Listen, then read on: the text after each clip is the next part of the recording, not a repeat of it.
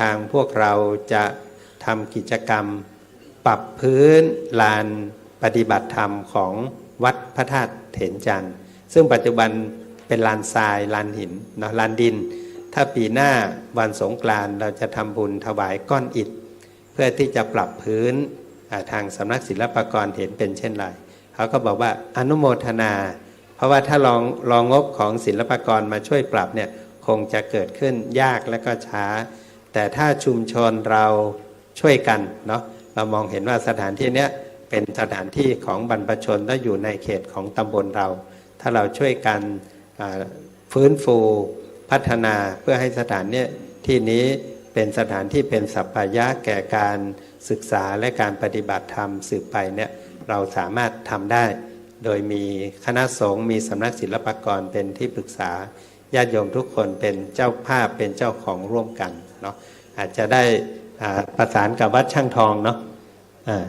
เผาก้อนอิฐเยอะๆนะไม่รู้ว่าจะใช้ก้อนอิฐสักกี่ก้อนเนาะแล้วก็เดือนเมษายนจากเราเคยทำบุญถวายเจดีย์ทรายปีนี้ปีหน้าเมษายนปี 2568 เราอาจจะได้ทำบุญร่วมกันถวายก้อนอิฐเพื่อเอาไปเป็นวัตถุในการปูพื้นที่วัดพระธาตุแสงจันทร์แล้วก็พอหลังจากปีใหม่เราก็จะได้มาถวายพื้นเนาะพื้นในการปูพื้นของวัดพระธาตุแสงจันทร์ด้วยกันนะอันนี้ก็รายละเอียดต่างๆนะควรจะได้แจ้งให้กับญาติโยมหลังจากที่ทุกอย่างชัดเจนแล้วอันนี้คำปรารภเนาะซึ่งทางสำนักศิลปากรท่านไม่ได้ติดใจอะไรท่านบอกว่ายินดีอนุโมทนาเท่ากับว่าเราเป็นเจ้าของสมบัติของแผ่นดินเนี่ยร่วมกันทั้งในส่วนของคณะสงฆ์และก็ข้าราชการเพราะจริงๆแล้วสำนักศิลปากรมีหน้าที่ในการดูแลคุ้มครองตามกฎหมายแต่ถ้าเรามีความเข้าใจว่าตรงนี้เราจะดูแลเพื่อให้เป็นส่วนหนึ่งหรือว่าเป็นเหมือนเขาเรียกว่าจิ๊กซอว์สำคัญที่จะทำให้เราสามารถสื่อกลับไปถึงภูมิปัญญาของบรรพชนของเราเนาะมันเป็นประวัติศาสตร์ที่มีความภาคภูมิใจว่าผืนแผ่นดินล้านนาเนี่ย600-700 กว่าปีที่ผ่านมามีการศึกษาและมีการปฏิบัติธรรมโดยมีวัดวาอารามเป็นฐานสำคัญในการเชื่อมโยงก็จะเป็นสิ่งที่ดีงามดังนั้นก็การมาบูชาพระธาตุแสงจันทร์นอกจากการได้มาสักการะบูชาด้วยดอกไม้ธูปเทียนด้วยการปฏิบัติแล้วยังจะเป็นการได้ศึกษาเรียนรู้เรื่องของประวัติศาสตร์เรื่องของการสร้างสรรค์สิ่งที่ดีงามให้กับพระพุทธศาสนาให้กับแผ่นดินของล้านนาเราต่อไปด้วยนะดังนั้นก็ขอแจ้งให้กับครูบาอาจารย์ญาติโยมท่านสาธุชนทุกท่านได้มาถวายสักการะบูชาพระธาตุตลอดระยะเวลา 4-5 วันที่พระธาตุจะอยู่กับเราณสถานที่นี้เนาะอันนั้นก็ขอแจ้งให้กับครูบาอาจารย์และญาติโยมได้ทราบแล้วก็มาถวายการปฏิบัติบูชาโดยพร้อมกันแล้วก็บุญกุศลที่เราได้อาราธนาพระธาตุเข้าสู่วิหารลายคำวัดลำเพิงตะโพธารามแห่งนี้ก็ขอให้ได้เป็นบารมีประกอบกับบารมีธรรมของพระพุทธพระธรรมพระสงฆ์บารมีของบรรพชนบารมีของพระธาตุเจ้าแสงจันทร์ได้อภิบาลปกครองรักษาพระมหาเถรานุเถระภิกษุสามเณรตลอดถึงญาติโยมท่านสาธุชนทุกท่านให้มีความสุขกายสุขใจปราศจากทุกโศกโรคภัยไข้เจ็บมีความเจริญก้าวหน้าทั้งทางโลกและทางธรรมอธิษฐานสิ่งใดก็ขอให้ได้สำเร็จสมปรารถนาเหมือนกันทุกรูปทุกท่านเทอญ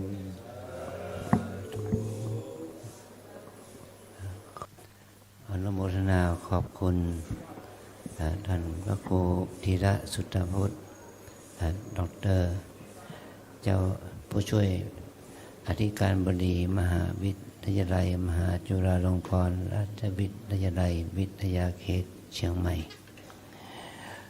ที่หลวงพ่อเจ้าวาดวัดพาราชและเจ้าคณะตำบลสุเทพเขต 2ที่ได้มาให้ความรู้แก่พวกเราทั้งหลายขอแสดงความยินดีกับพระสงฆ์เถรานุเถระทุกรูปที่ได้เข้ามาทำกิจกรรมรวมต้อนรับพระบรมธาตุเจ้าแสงจันทร์ในพระ พระธาตุเถนจันทร์นี้ในความร่วมไม้ร่วมมือของคณะผู้กำนันผู้ใหญ่บ้าน แล้วก็ประธานชุมชนต่างๆในเขตตำบลสุเทพนี้ แล้วก็ได้อัญเชิญพระบรมธาตุมาประดิษฐานที่ในวิหารหลวงพ่อวิหารไรคำหลวงพ่อตะโปนี้ทางวัดน้ำเปิงเรามีความยินดีอย่างยิ่งขอในโอกาสนี้พระกำนันเป็นอยู่ก่อนขอเชิญพระกำนันสุรเชษฐคมาได้มากล่าวความเป็นมาเป็นไปของโครงการนี้ให้แก่พวกเราได้รับรู้รับทราบว่าเกิดความศรัทธาปัสสัทธะแก่บรรดาภิกษุสามเณรภิกษุภิกษุณีแม่ชีโยคีอุบาสกอุบาสิกาทั้งหลายศรัทธาญาติโยมทั้งหลายได้รับอนุโมทนาได้รับทราบสื่อต่อไปขอเจริญพรครับก็ขอนมัสการนะครับท่านเจ้าคุณนะครับภาวนาวิรัตนะครับเจ้าคณะอำเภอเมืองเชียงใหม่เจ้าวัดลำเปิงนะครับท่านเจ้าคณะตำบลสุเทพเขต1เขต2แล้วก็ทางท่านพระสงฆ์นะครับทุกรูปนะครับผมในสุรเชษฐ์ตากำมากำนันตำบลสุเทพนะครับซึ่งปีนี้ก็ถือว่านะครับงานนะครับพระราชแสงจันทร์ที่เราจัดเป็นปีที่2นะครับในปีนี้ที่เราได้ทำอย่างต่อเนื่องซึ่งในการเริ่มต้นนะโครงการเพนเดือน3ล้านนาบูชาพระราชแสงจันทร์ก็เริ่มจากทางคณะนะครับของทีมงานวิจัยนะครับสถาบันราชภัฏโคราชนะครับที่เห็นความสำคัญในการที่อยากยกนะครับเพื่อชุมชนเป็นงานประเพณีหรือว่าเป็นโครงการที่ทำอย่างต่อเนื่องนะครับซึ่งวันนี้ทางอาจารย์ทางทีมงานโคราชนะครับก็ได้ติดตามงานขึ้นมาซึ่งปีที่แล้วนะครับเราก็ได้มีการประชุมกันกับภาคีเครือข่ายหลายๆภาคีเครือข่ายจนตกลงกันว่าเราจะใช้ความที่เป็นฐานนะครับของพระพุทธเจ้าหรือว่าฐานของวัฒนธรรมของเชียงใหม่โบราณสถานเชียงใหม่ซึ่งเราก็มองสถานที่ต่างๆในตำบลสุเทพนะครับก็มีมติร่วมกันว่าเราจะขอนะครับเพื่อนว่าในส่วนของการที่เราตกลงร่วมกันนะครับว่าเราจะใช้นะครับวัฒนธรรมในเรื่องของโบราณสถานที่มีอยู่ในตำบลสุเทพก็คือพระเป็นจุดเริ่มต้นนะครับในการทำงานประเพณีซึ่งก็หลังจากนั้นมาก็ได้มีส่วนร่วมของภาคีเครือข่ายนะครับทั้งแบบว่าจะเป็นเรื่องของคณะสงฆ์ตำบลสุเทพนะครับฝ่ายปกครองตำบลสุเทพทางการท่าอากาศยานเชียงใหม่นะครับทาง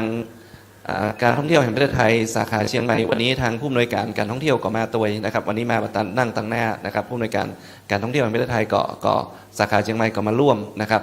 แล้วก็ภาคีเครือข่ายนะครับบอกว่าจะเป็นทางอุทยานเพราะว่าสถานที่เนี่ยเป็นสถานที่อุทยานแห่งชาติโดยสมเด็จปุยนะครับศูนย์ไฟป่าภาคเหนือนะครับศิลปากรที่ขาดมาได้ศิลปากรแล้วก็แหมหลายหน่วยงานนะครับโรงเรียนอย่างต่างๆนะครับเพราะฉะนั้นเรามีภาคีเครือข่ายนะครับประมาณอยู่30กว่าภาคีเครือข่ายที่ขับเคลื่อนงานพระธาตุแสงจันทร์นี้ซึ่งผมถือว่าเป็นภาคประชาชนที่เรามีเงินนะครับมีเงินมาเริ่มต้นในการทำโครงการนะครับแต่เราสามารถการประสานภาคีเครือข่ายทั้งหมดนะครับมาในการทำงานชิ้นนี้นะครับเพราะฉะนั้นในปีแล้วเราทำไปเป็นปีแรกซึ่งก็ได้รับนะครับเพื่อนว่าประสบผลสำเร็จเป็นอย่างสูงนะครับซึ่งในปีนี้นะครับเราก็ได้มีการวางแผนกันก็ต้องบอกว่าในปีนี้นะครับเราค่อนข้างที่จะช้าโดยระยะเวลานะครับของเรื่องของเพนเดือน3หรือว่า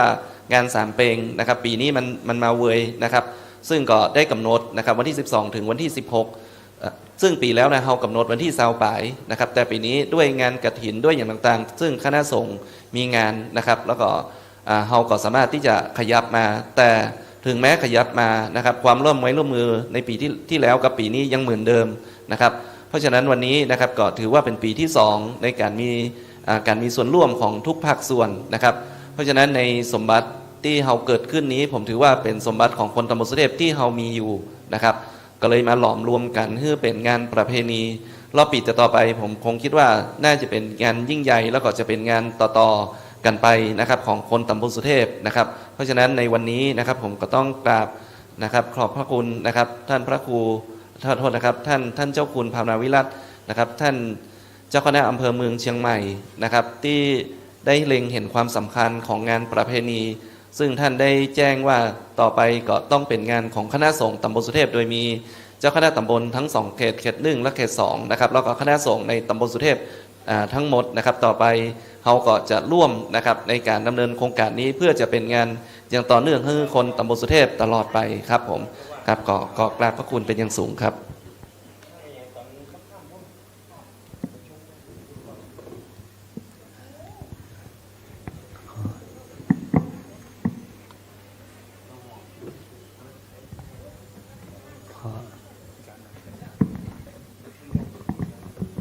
ท่าน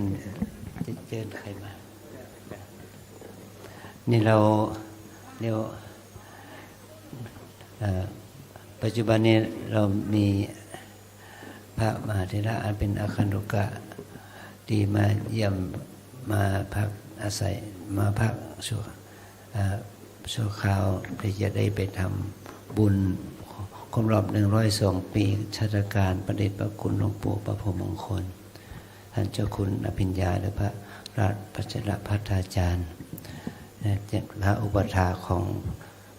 สมเด็จพระอริยวงศ์สักการะยานสุริพระสังฆราชท่าน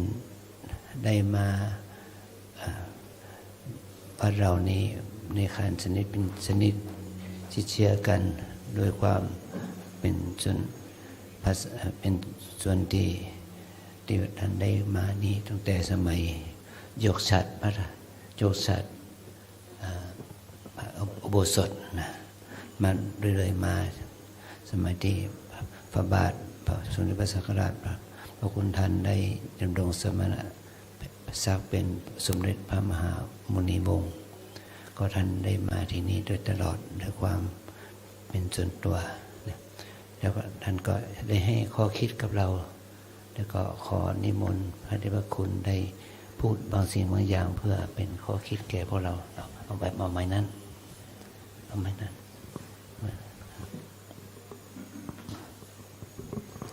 ขอโอกาสพระเถรันเถระโดยเฉพาะท่านเจ้าคุณอาจารย์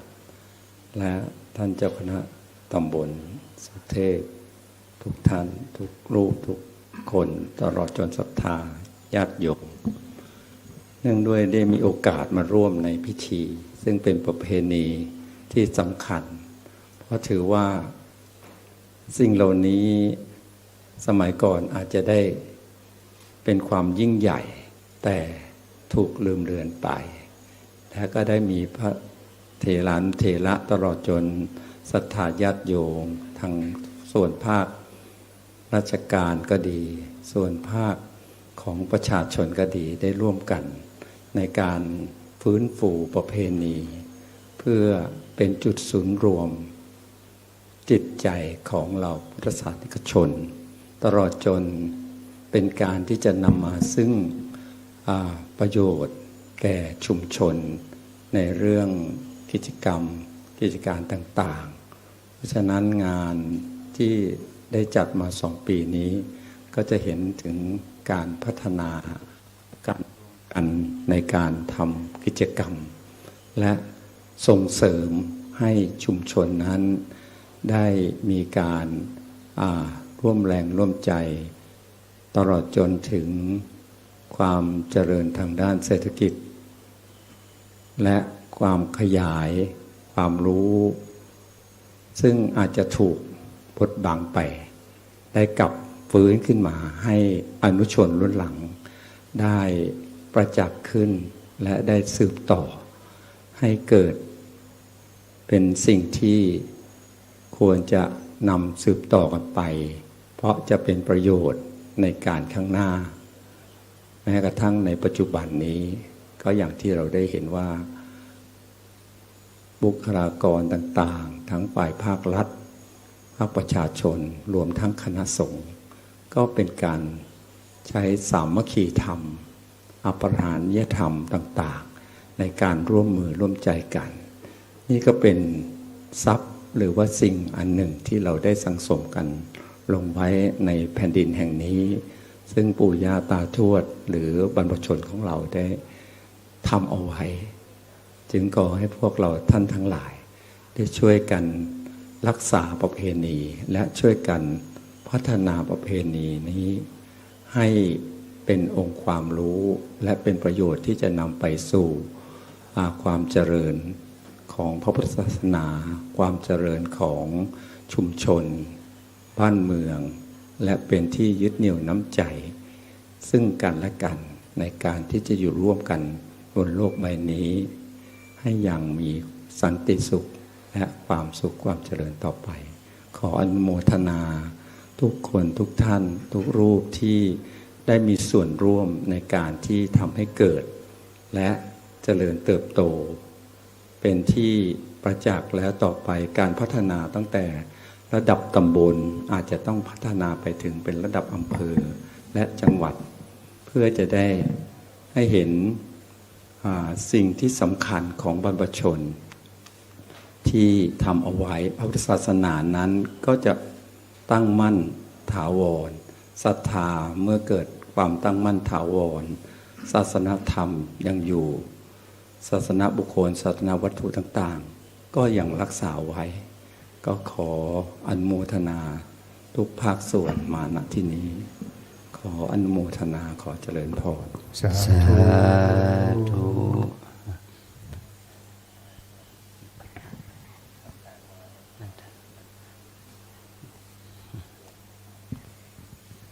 โยมได้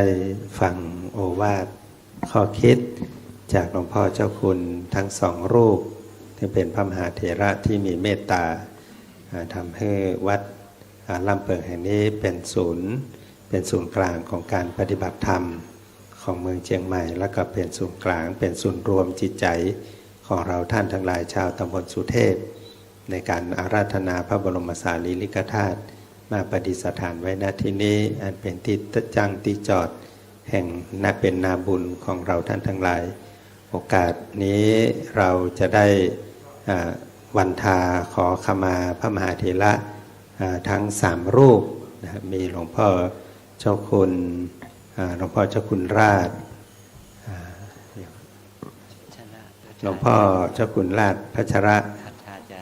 พัทราจารย์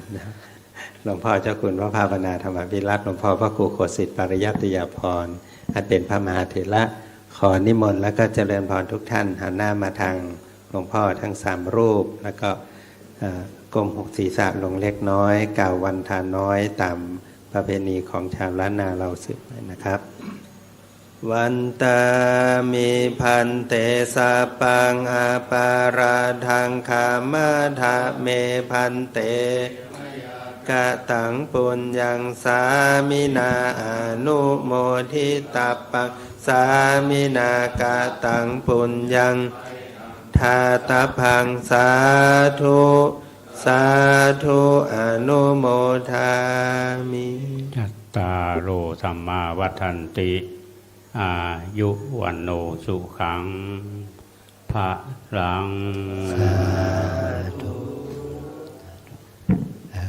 ศรัทธาสาธุชนทั้งหลายเมื่อกี้เราบูชาพระธาตุโดยบริกรรมเรไว้ปัจจุบันเวลานี้ก่อนจะฉันพระทหารเพลนี้ขอเชิญบรรดาอุบาสกอุบาสิกาศรัทธาปออกไม่ออกต่อถึงโยคีแม่ชีในวัดเราได้เข้ามาสักการะบูชากราบไหว้พระบรมธาตุตามสมควรแก่เวลานะขอเจริญพร